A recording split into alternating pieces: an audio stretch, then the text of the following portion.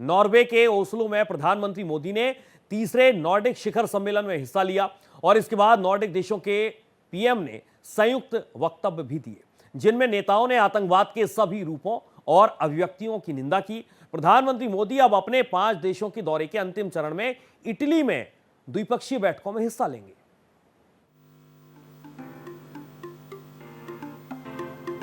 मंगलवार को पीएम मोदी के नॉर्वे दौरे का दूसरा और बेहद अहम दिन रहा, जहां ओस्लो में उन्होंने तीसरे भारत नॉर्डिक शिखर सम्मेलन में हिस्सा लिया। वहीं नॉर्डिक देशों के प्रधानमंत्रियों के साथ बैठक कर भारत के साथ उनके द्विपक्षीय संबंधों को नया आयाम दिया।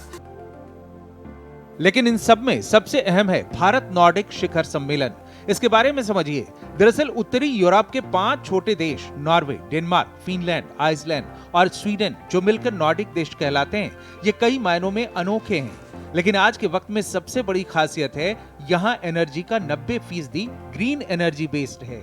इसके अलावा ये digital innovation, sustainability, green transition, clean energy और जलवायु जैसे क्षेत्रों में दुनिया में सबसे आगे हैं। नॉर्वे के ओस्लो ने इस साल तीसरे भारत नॉर्डिक शिखर सम्मेलन की मेजबानी की है, जिसमें पीएम मोदी और नॉर्वे, डेनमार्क, फिनलैंड, आइसलैंड के साथ साथ स्वीडन के नेता एक साथ शामिल हुए हैं। आज हम सब ने मिलकर ग्लोबल इश्यूज पर भी विचार साझा किए।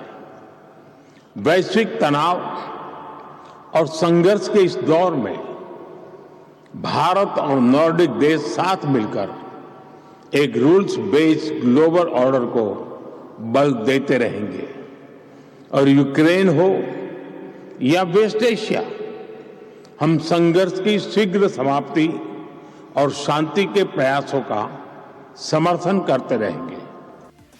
अब पीएम मोदी का 5 देशों के दौरे में अंतिम पड़ाव इटली है, जहां पीएम मोदी की इटली की अपनी समकक्ष जॉर्जिया मेलोनी के साथ औपचारिक द्विपक्षीय वार्ता होनी है। साथ ही रणनीतिक कार्य योजना की समीक्षा भी होगी।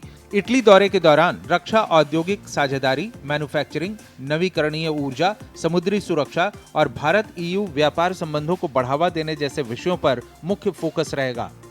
कुल मिलाकर महज 96 घंटों में भारत ने संयुक्त अरब अमीरात, नीदरलैंड, स्वीडन और नॉर्वे में महत्वपूर्ण संबंधों को बेहद मजबूत किया है, जिससे विकास के अगले युग के लिए मजबूत नींव रखी गई है।